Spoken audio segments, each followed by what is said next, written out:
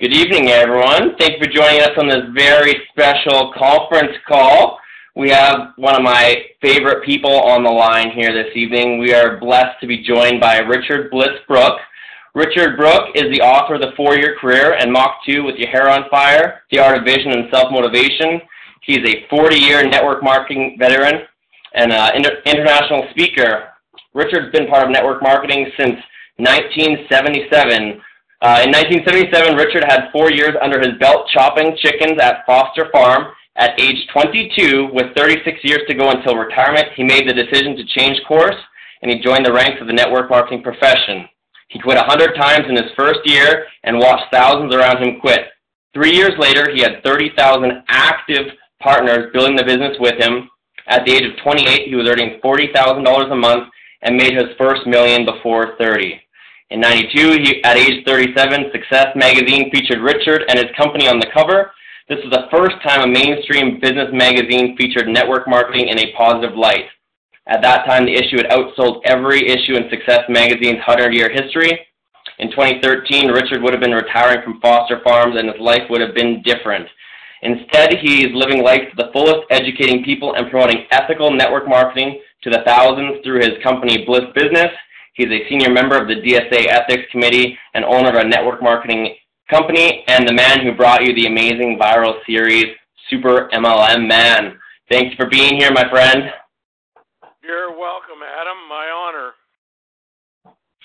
So, Richard, you're probably most well-known within the network marketing space for your gift to the profession through the 4-Year Career, which you also have made available for companies to make custom editions of, one of which we've done with Young Living through the Young Living edition.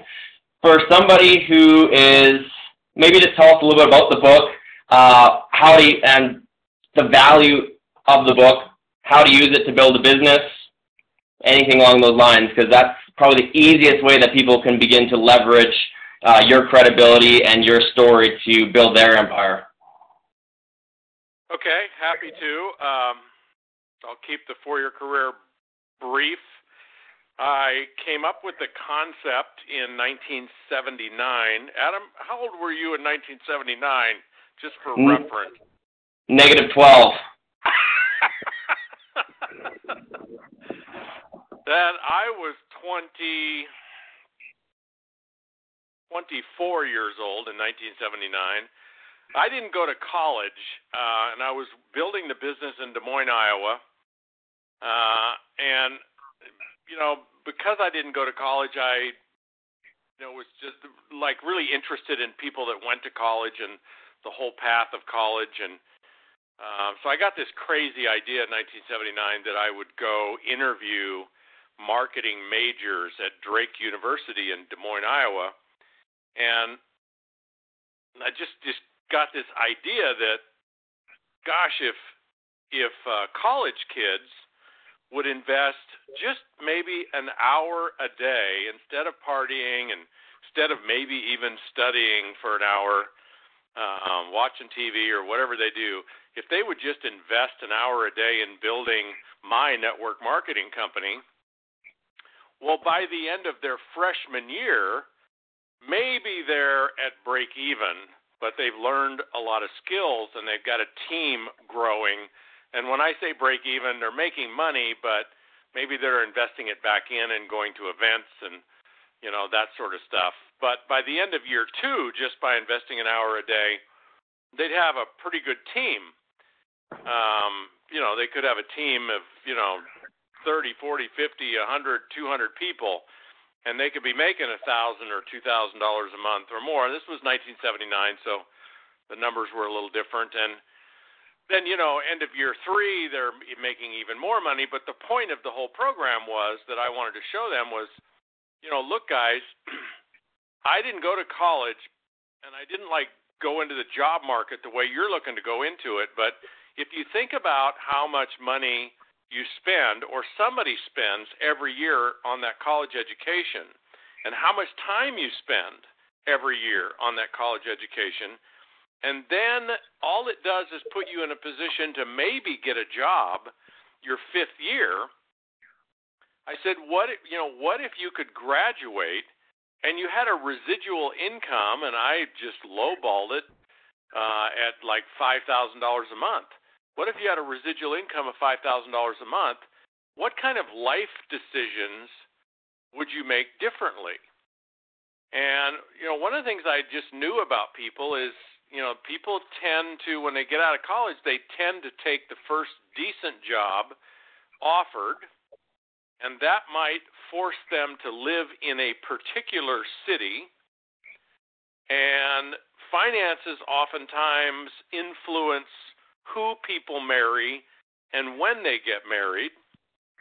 And finances influence where they live and how long they live in that city, because people graduating from college back then and today, they don't really have the freedom to make clear choices based on what they really want and the timeline that they want. So I basically said, hey, how cool would this be if you could graduate and you had a residual income, so maybe you could take a year off and travel the world or the country, or maybe you could just go live wherever you want to live and be a little bit pickier about what job you accept.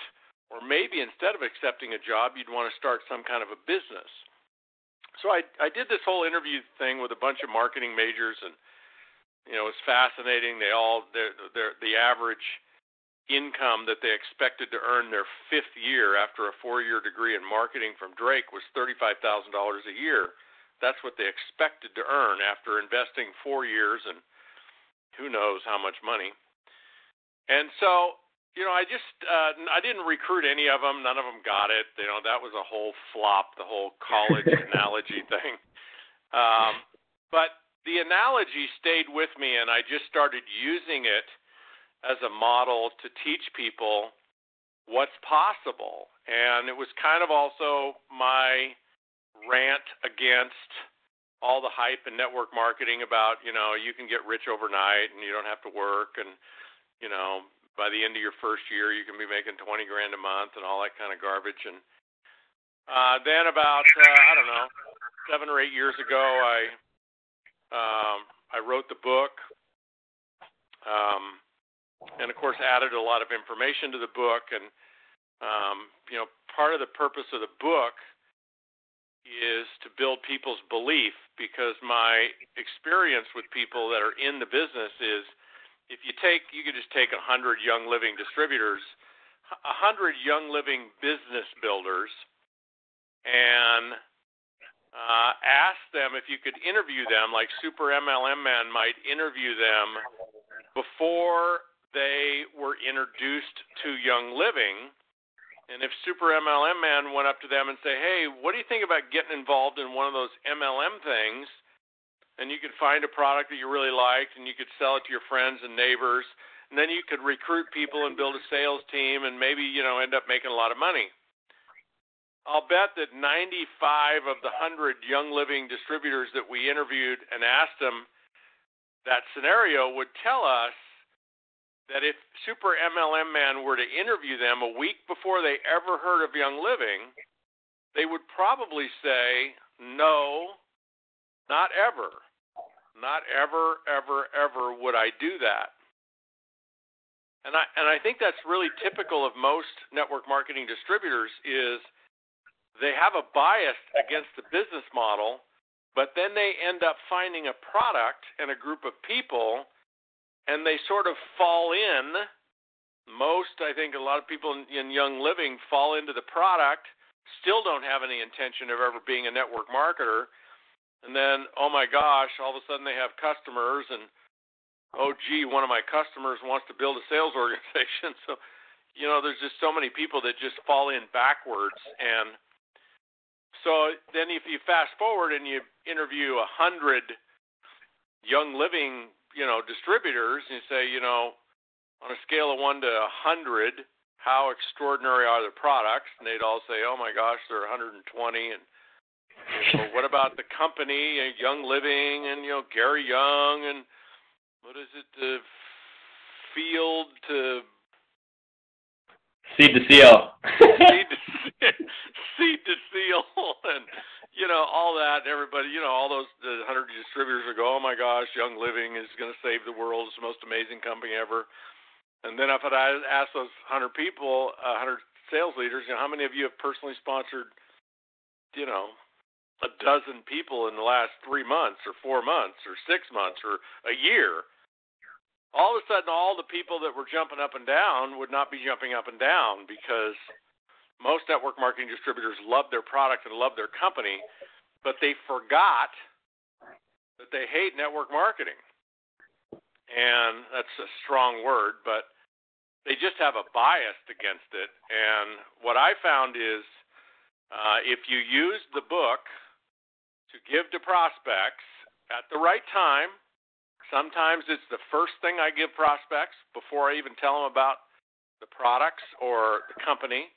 Sometimes the book goes with the initial set of products, and sometimes the book doesn't come out until they come back and like the products and want to hear about the opportunity.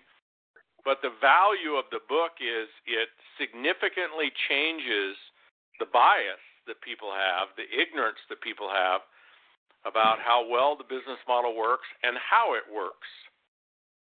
And then the second use of it, which I think is how you've used it most, Adam, is giving it to people once they become distributors and have them study it so it opens their eyes kind of after the fact about why they might want to consider building. So, is that enough on the 4-year career?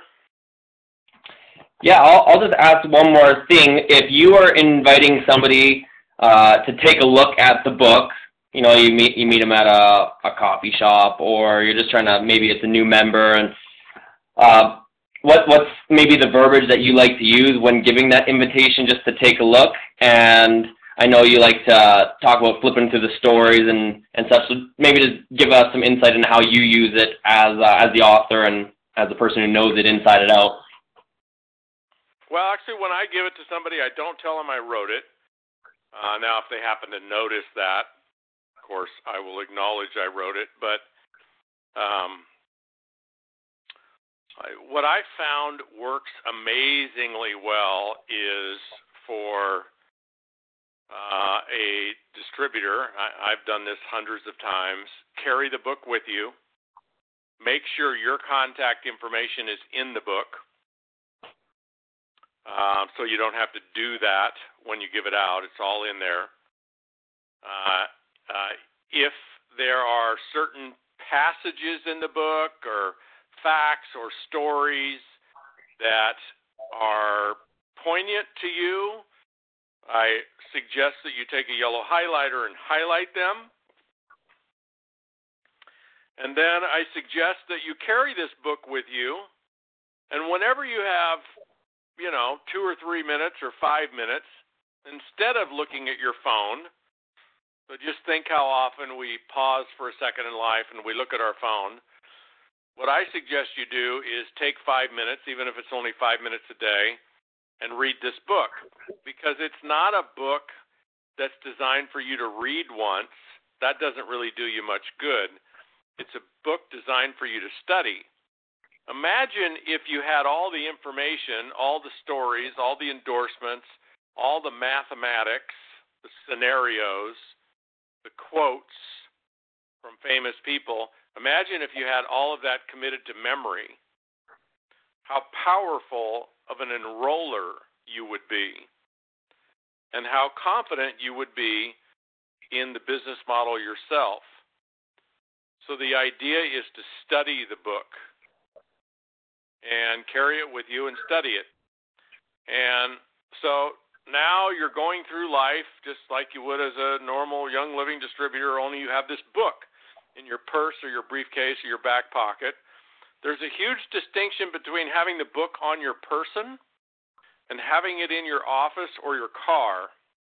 I have found that even if the book's in your car, when you engage somebody, you will not follow this format because you realize you don't have the book with you, and it's going to sort of disrupt the flow and the timing for you to go get the book.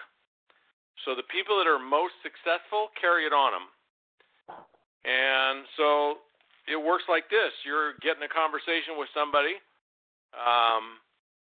and maybe the conversation goes the direction of finances or money, paying off debt, college education, finding money for a vacation, just making extra money, quit my job, whatever.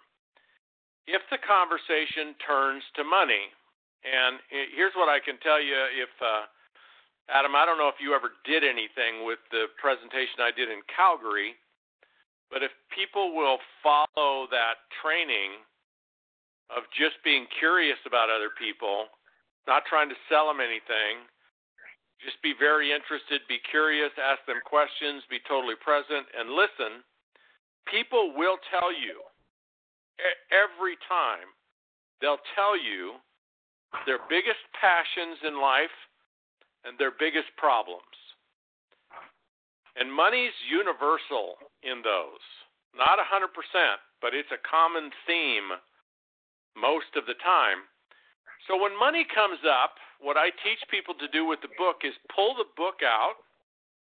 Let's say Adam and I are talking, and, he's just talking about, boy, just really sick of all this credit card debt. And I might ask him, well, what do you need to pay off your credit card debt? And, maybe he says, I need an extra $500 a month or an extra $1,000 a month.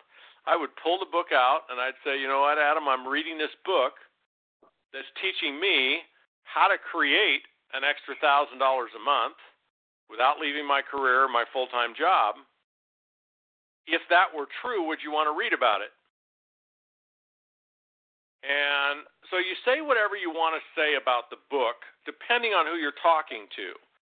So if I was talking to somebody that said, what I want to be is a millionaire, I want to be an entrepreneur, or I want to, create an extra $50,000 a year so I can send my kids to college, I would say, I'm reading a book that's teaching me how to become a millionaire in the next 5 or 6 years without leaving my job or my full-time profession.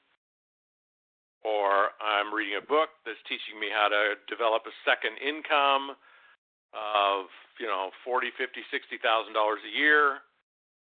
And you can shape that however you want to shape it, however it's in integrity for you. But the key question to ask when you're done telling them about the book, without taking a breath, is, if that were true, would they want to read about it? I've asked that question hundreds of times, and I've never had anybody say no.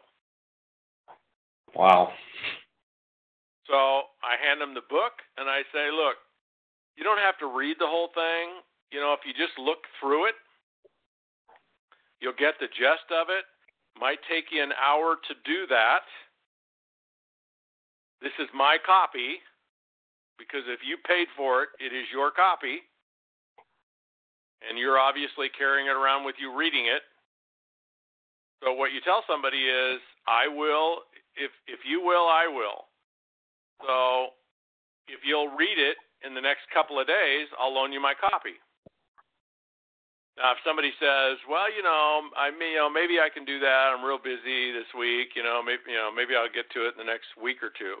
I say, you know what? Just, let's just stay in touch. And whenever you have a couple hours, I'll get you a copy of the book. Don't give it to somebody unless they commit to read it in the next couple of days. And then kind of what we found is magical is, as a business builder, if you can just sort of visualize this, what most network marketers are doing that are out prospecting, if you will, is they have product samples out, and maybe they have a company video out, or they have people looking at the website, or people have been on a webinar and they're thinking about the Young Living opportunity, and you're following up on that. And I found a really interesting phenomenon that when I'm working with distributors on following up on product or company-specific opportunity, I find there's a hesitancy. And maybe it's because they anticipate rejection when they follow up. Maybe they feel kind of like a nuisance following up about it? I'm not sure, but the phenomena that I discovered is when people are following up on a book, they don't have any resistance. They engage much more powerfully in follow-up because all they're following up on is whether or not you read the book. And so kind of the business plan that we teach people is, get yourself 10 or 20 books, and part of your business plan in building a business is always have those books out in play. And what you're doing as part of your business building activity is you're just following up on books. You're passing out books. You're picking up books occasionally. Most of the time, you're going to end up donating that book. You're just keeping books out in the pipeline. And it's not the only strategy. Certainly with Young Living, you're probably going to lead with product more often than not. But when the subject of money comes up, get the book in people's hands, ask them to look it over, ask them to do it in the next 2 days, tell them what the book is about in a way that is benefit-oriented. So you don't tell them it's a book about network marketing because that's a feature. They don't care about network marketing. What they care about is $500 a month. So it's a book about how to get a hole, not a drill bit. So if you're not familiar with that concept, there's like 10 million drill bits sold in North America last year, and nobody that bought a drill bit wanted a drill bit. What did they want? They want a hole. Holes. So if you remember that analogy, when you're painting a picture for somebody, or telling people what it is that you have to offer, don't sell oils. Sell what oils will do. All the non-FDA violations of what oils will do. Don't sell network marketing. Sell what network marketing will do, which is extra income, mailbox money, wealth building, relationships, fun, travel, personal development, like that. Is that enough? That's perfect.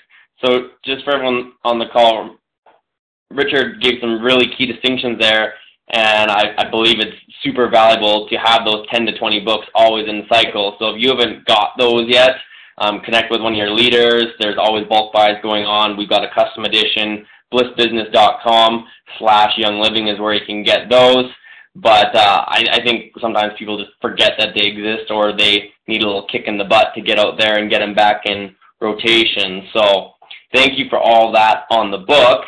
And I promised some Q&A, and we got some questions here. So how about I just fire some of those at you, and you lay into us. All right.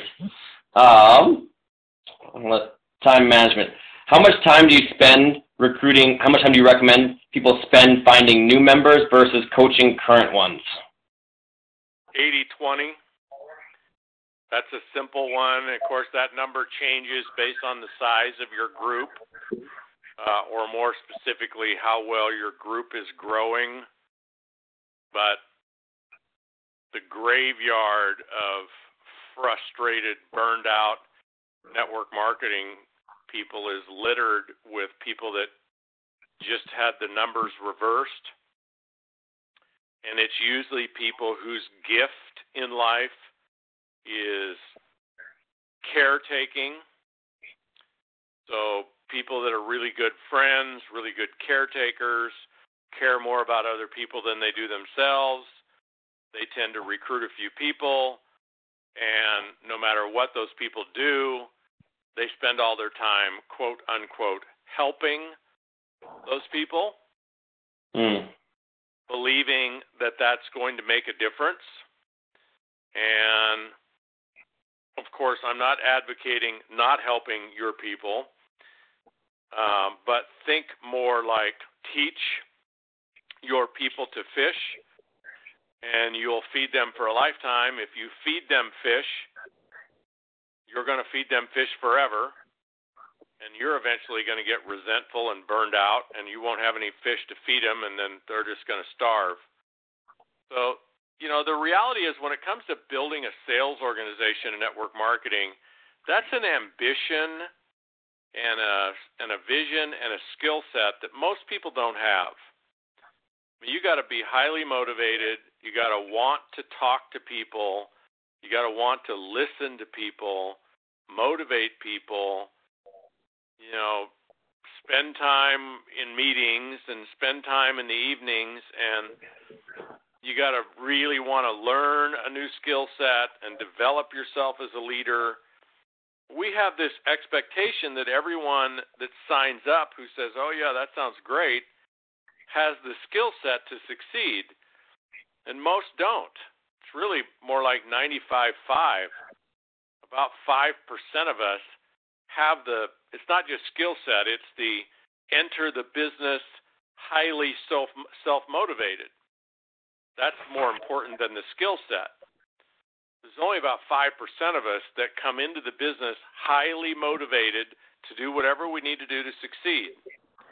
The other 95% can succeed, but they're not going to succeed quickly because they've got work to do. They've got work to do on their mindset, their self-motivation, the story that they tell themselves.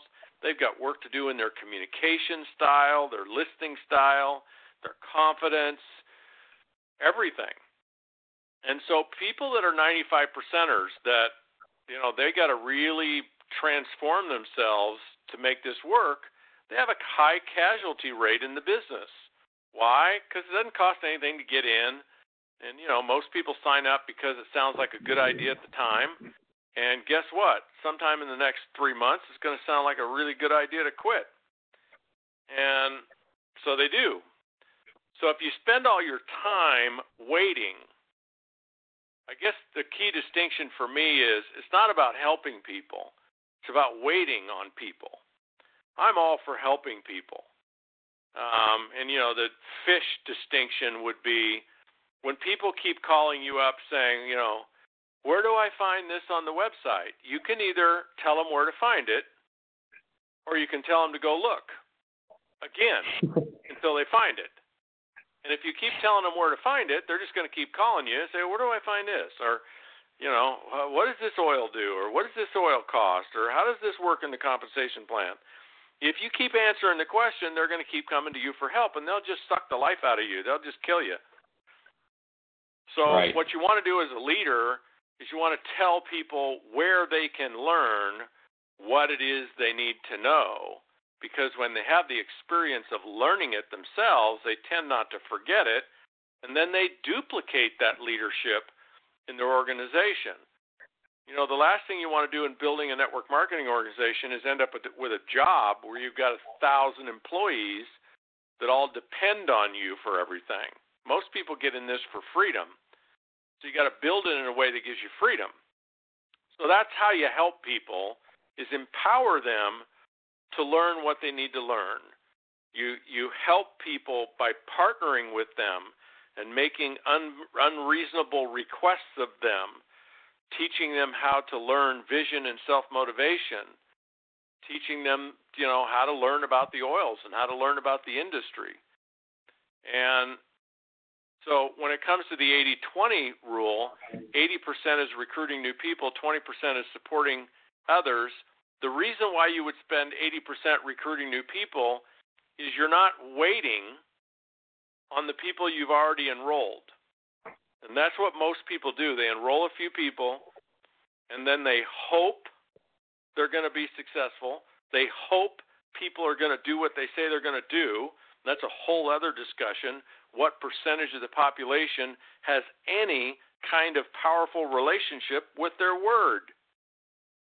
That's 5% or less. And what do I mean by that? Somebody says, oh, yeah, I'll be at the meeting, or, oh, yeah, I'll be on the call, or, oh, yeah, I'm going to invite 4 people to the whatever.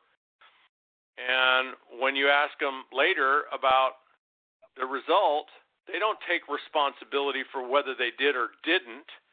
They tell you a story about why they did or didn't.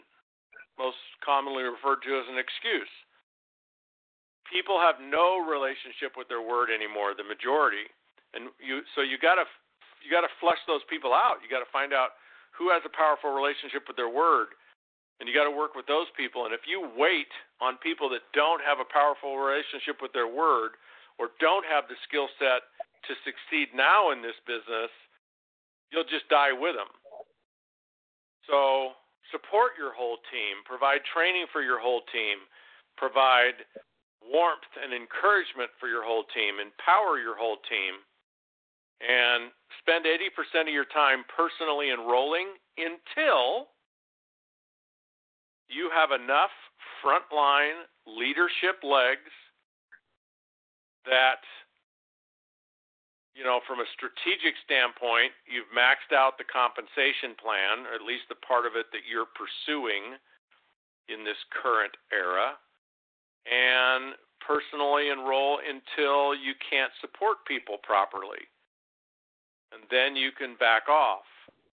But if you back off and all you have on your team are people who are 95%ers, who are trying, who are hoping, you probably get sucked down with them.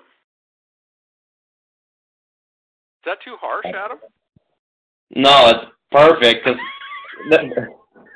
Because people will hear it from you more than anybody else, because you've got nothing to gain from giving this perfect coaching. You're just giving us 40 years of experience in this great call. So I think it's perfect, because I think in Young Living we tend to attract a lot of people who are those caring, nurturing people who, like you said, spend the opposite. Instead of doing 80-20, it's 20-80, because we're just trying to help. But really, we maybe are doing the opposite at that point. One question I think that you can touch on, because I know it's going to connect to one of your other masterpieces. How do you keep your business builders excited about growing their business? This person's not finding a lot of duplication in their business, finding people are going into management mode and they feel like they're doing everything. What would you say to them? How do you keep builders excited? Well, the best way for anybody to stay excited is to recruit somebody new. So everybody on the call, just think about how your body chemistry was flowing the last time you personally enrolled somebody that was on fire and in action in the business. It changes our state immediately. It gets us back in the game. It returns us to the reason that most of us are doing this, is not just for our own personal gain, but because we have the opportunity to inspire. Most people would use the word, we have the opportunity to help other people. I don't like to use the word help other people. It's sort of an enabling word. I don't want to help other people. I want to inspire other people to help themselves. I want to lead other people. And when my inspiration and my leadership is responded to, well, that makes the effort worthwhile. So the only surefire way for anybody to get re-excited about the business is to go back into personal enrollment mode. And, a way you can do that if you have a team and people are stagnant is just create an incentive, create a contest, you don't even have to spend money. You could just, use recognition, or just ask people, hey, let's, give people some distinctions about the 80-20 rule and everything we talked about tonight, and say, hey, how about if we spend the month of May and everybody focuses on enrollment? I'll just guarantee you that the stories that people will tell, the inspiration that will come from enrolling new blood is the totally different energy that comes from somebody who said, I just had the most amazing coaching session and training session with my team. And, you can probably all relate to this. How many times have people told you from your coaching and training sessions, that was the best seminar you've ever done? Boy, I really get it now. All the lights came on for me. I'm going to tear this thing up. And, 3 days later, they're kind of in the same place. Training and coaching,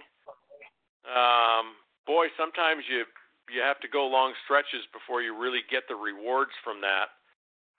And just getting back into recruiting mode, new blood mode, introducing and inspiring, giving people the gift of opportunity, that's what gets people on fire. And then a broader subject is, like I said earlier, about 5% of the people come into our business already highly motivated to succeed. And motivation is different than desire. That's such a huge distinction. When you get that distinction, you'll have gained a great deal of mastery in your life. Most people think desire is what motivates you and I to do what we need to do. And it's not desire that motivates us to get into action or even attract, manifest things in our life. If it were, then all the things you've ever really, really, really wanted your whole life, you'd already have. All desire does, all it is a compass. It points us in the direction of where we want to go. And yeah, it might have you sign an agreement, but it's not going to motivate you to build a business. What motivates you to build a business is the story that is embedded in your DNA about whether or not you can, and whether or not it's worthwhile. And most people's story about whether or not they can and it's worthwhile is corrupt. And so the other book that Adam is referring to is a book I wrote about 20 years ago. I've done hundreds and hundreds and hundreds of workshops on it. It's called Mach, The Art of Personal Vision and Self-Motivation. And it's all about teaching people how to manage that internal story, that internal belief system, so that you can match your motivation to your desires. And that's when you get in action and stay in action. And, the holy grail there is you want to get your motivation to the point where it's an internal energy, it's an internal conviction, it's an internal vision and conversation that drives you. And it does that regardless of the results you produce. So people that are powerfully self-motivated, they keep in massive action, consistent action, regardless of the results. So they can prospect 20 or 30 people, get a lot of no's, maybe some nasty no's. They can get people that get in and then quit, or say, yeah, I'll meet you at the coffee shop and then don't show up. And none of those results deter their motivation. In fact, if anything, it may strengthen their resolve, because they understand that the more who say no, the closer you are to a yes. And if you contrast that with external motivation, externally motivated people are only motivated by contests, recognition, competition, and results. So they're motivated if the last person they talked to said yes, and that may spur them to talk to another person. And, maybe the next person says no, but they still got enough steam to talk to another one and another one. But if they get 3 or 4 no's in a row, they face plant. They're a yard sale. They're like, they've lost it. And of course, then they have to go to an event, or they have to, get coached by somebody to change their story and get back in the game. And if you want to be wildly successful in anything you choose to do in life, you want to master self-motivation so that your results don't impact negatively your journey. Epic advice. And I love the verbiage earlier, giving people the gift of opportunity, because I think so often, especially with such a product-focused company, the second you start looking at the opportunity, people either shy away from it or they tiptoe around it, and really looking at it as that gift. I just love that verbiage. It's the first time I've heard, at least it come out that way to my ears. So everyone, that's Mach to the Hair on Fire. You can find that on blissbusiness.com, and I really encourage you to look at making it to a vision workshop. Richard just had one in Phoenix. I believe the next one's in September in Denver, and who knows, maybe we'll put a couple hundred people in a room and figure out how to get you up to Canada. I know how much you love Canada. You love red deer. I love red deer. Well, we like you right away. Yeah, lovely Coeur d'Alene. I got one main last question that I just personally wanted to get out, and then just some last quick ones to wrap up. How do you successfully eliminate drama when one leg is constantly overwhelmed by it? Well,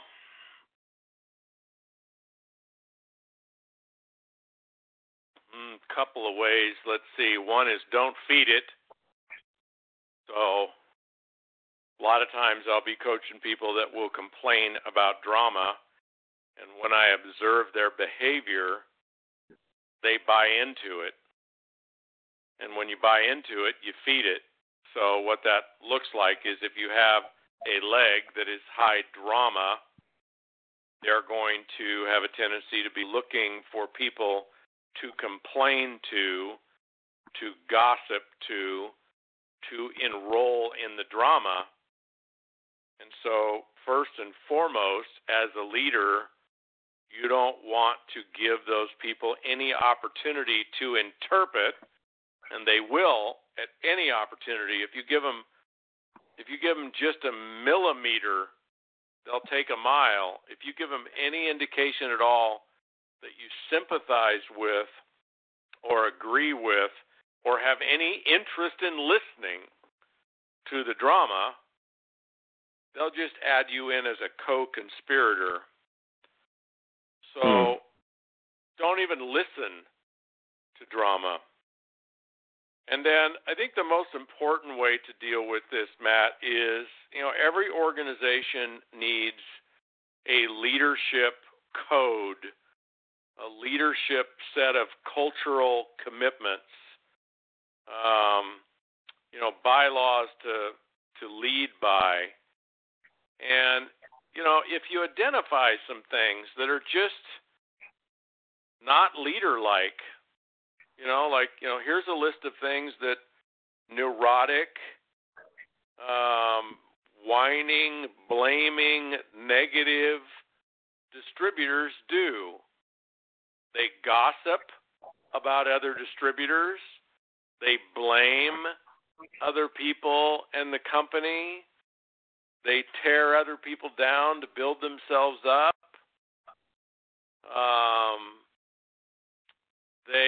They look for fairness in all things in life.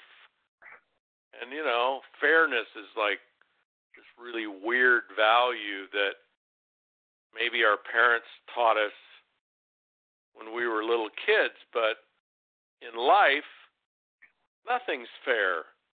Nature isn't fair. Business isn't fair. Politics isn't fair. The economy's not fair. Nothing's fair. And so, to maintain your sanity as a leader, you got to just lose the whole conversation about fairness. Oh, the company did this, and that's not fair. This group got this attention, and that's not fair. That's just a whole victim mentality, and it's toxic. And so I think what would support, if you have that going on, what would support is just start a whole leadership doctrine and, get people to buy into it from the beginning.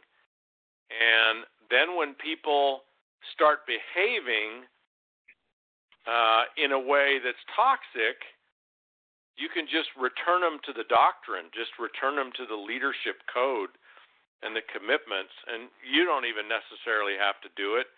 If the code is prominent enough in the organization, everybody kind of knows when people get off the reservation and start, acting like children.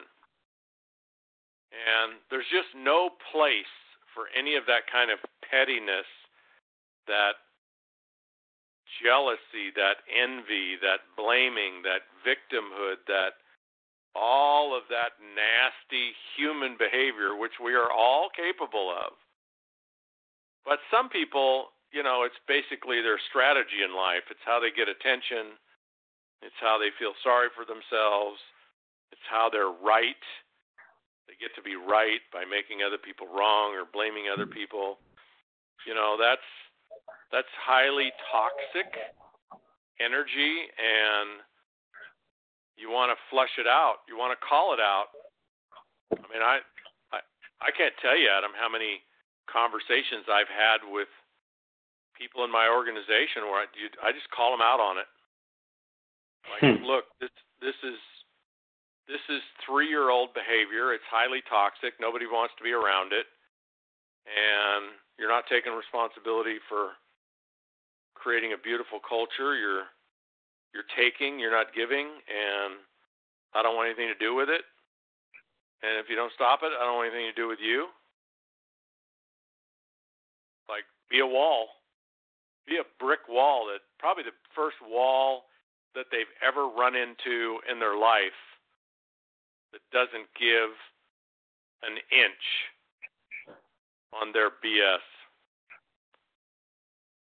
Wow. Perfect. Love it.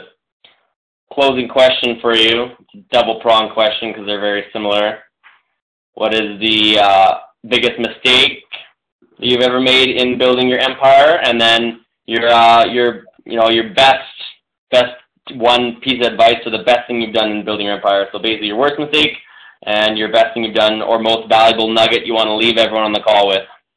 You plagiarizer, you. You plagiarized that. Hey, you know what? I've listened to a lot of Hero Series calls, and I just learned to be coachable and to follow what your mentors do and just do what other people do, and you'll hopefully get their results. Wow. But in fairness, that was a question that was put in, but it's both. Biggest mistake. Well, I've made a lot of mistakes as a company owner, and let's say the biggest mistake I made in building an organization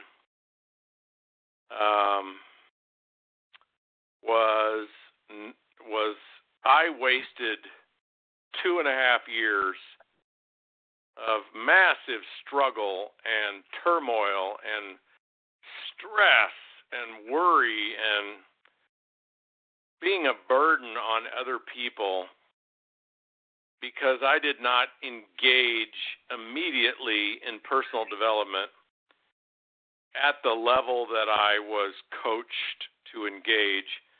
I was so fortunate as a new distributor in that the company I joined, they were just all about personal development. I mean, they introduced us to all the right books and audio series, and they encouraged us to study. And I listened to all of it.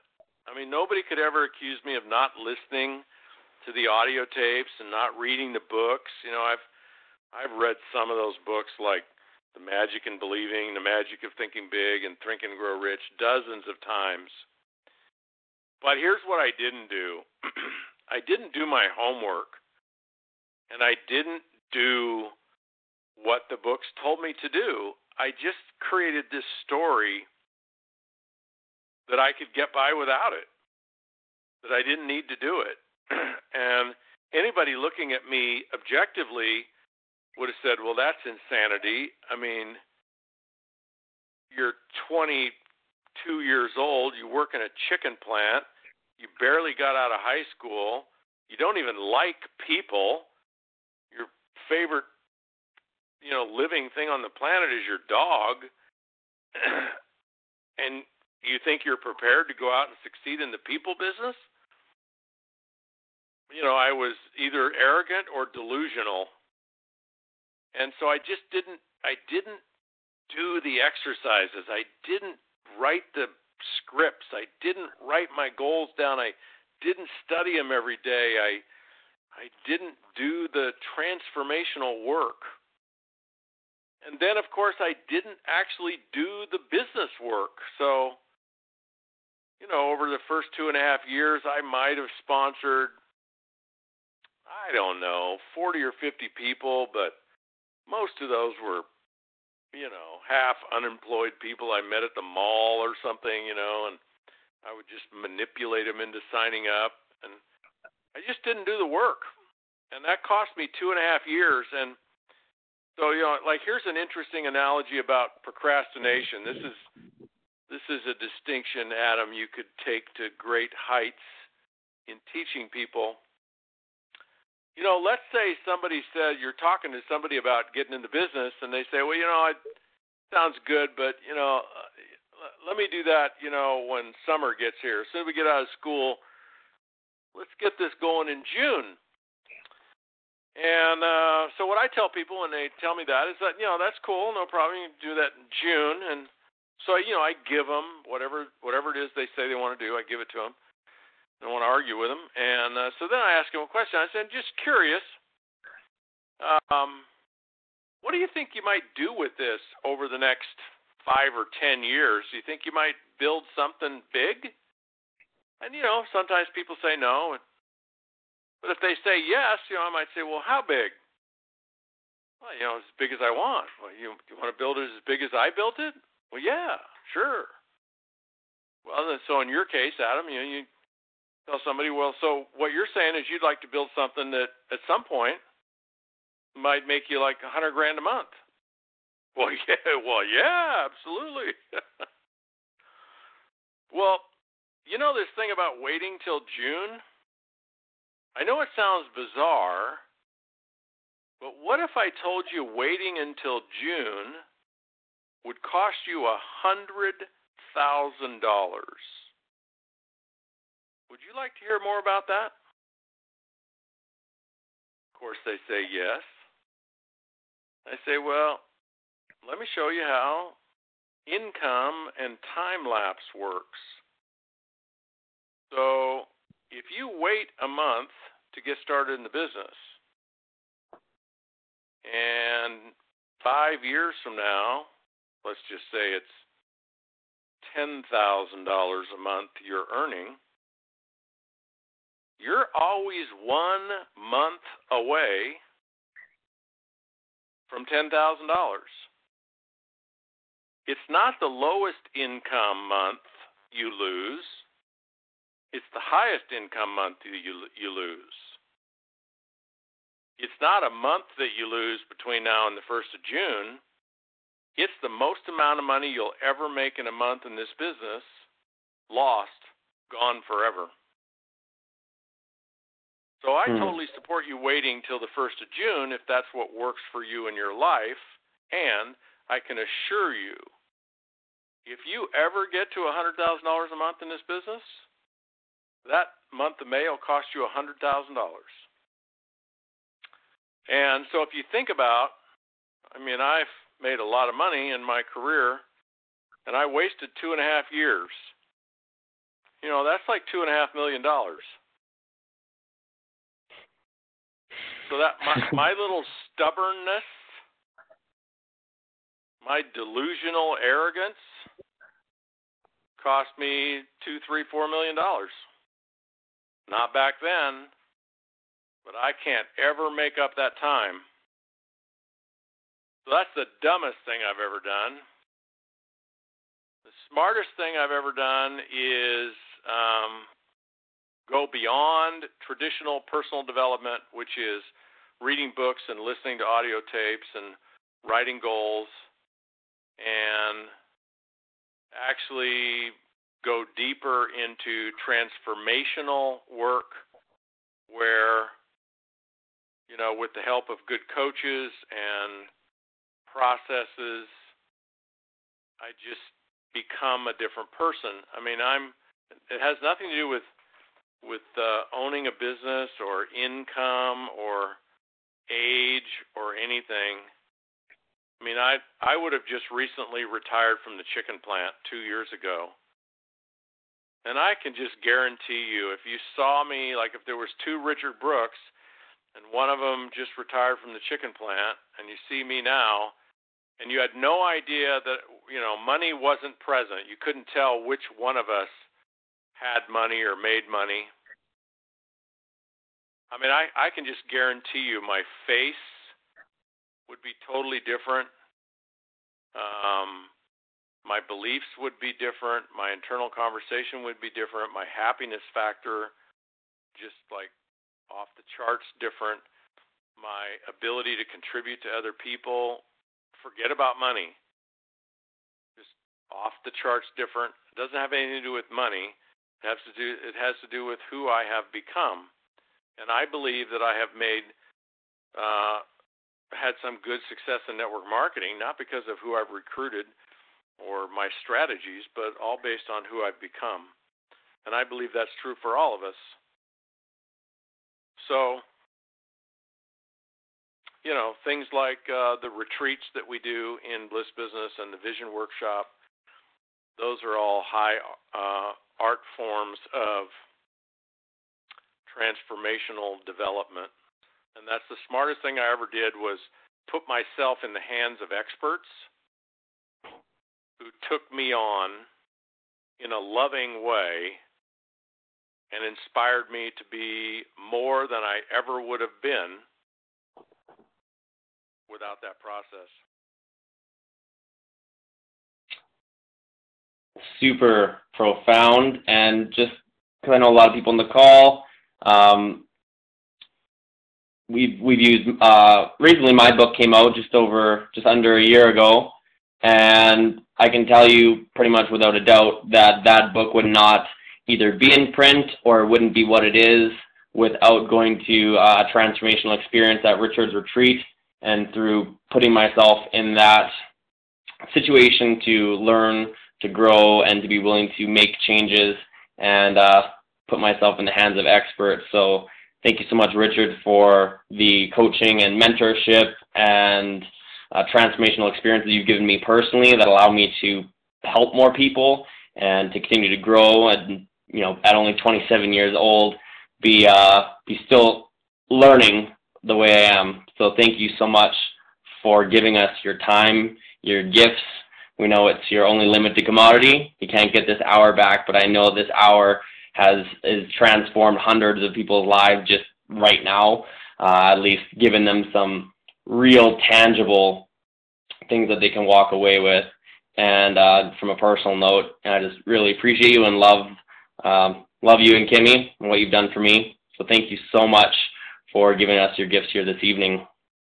You're welcome, Adam. We are so fortunate to have you and people like you in our lives. We've surrounded ourselves in our company and in Bliss Business with just really, really extraordinary people like you and Brenda Schuler and Robin Mira, and just some really extraordinary young living leaders. And I'm just so honored to be your friend and be your partner, and to be present for your extraordinary journey, which your story is just, you know, it's just mind-blowingly inspirational. And I know probably one of the things that frustrates you the most is if you could somehow just convince everybody that wants to accomplish something big in this business that if you could do it, they could do it. And they just have to get themselves to that place where they unleash the power within. Everybody has it, and kind of amazing that you and I discovered it. We're very fortunate to have done so, and I guess that's probably why we dedicate our lives to inspiring other people to have the same journey. Absolutely. And Richard's better half, or I don't know, you'd probably say better half, Kimmy, is also a featured speaker at the women's event that Eric War is putting on at the end of the month. I know we've got some team members who are going to that and also popping on live stream. Really encourage you guys, if you've loved what Richard has shared with us tonight, to share this replay with your team members and people that you're looking to inspire and build an empire with, as well as there's 2 real key videos I would love for you to follow up with, and they're on Richard's YouTube page. And one of them is about curiosity-based prospecting, and another one on the magic or the secret formula to this business, I think, are 2 real great live trainings Richard's done. And you can also find all of his materials, his free blog posts, and upcoming events for Richard at blissbusiness.com. I can guarantee you anything that Richard does is top-notch, and he really makes sure that you're having the best experience possible, that you can become the person and the leader that you are meant to be. Thank you so much, Richard, for being with us tonight, a little bit longer than I asked you for, and I know I appreciate it so much if I didn't say it enough before, and I know the team does, so we just really appreciate you. Everyone, have a great evening. Thank you so much again, Richard, and we look forward to trying to get you up here for a vision workshop in Canada. I'll probably send you a little email a little bit later about that. Okay, buddy. You got it. Night, everyone. All right, have a great night.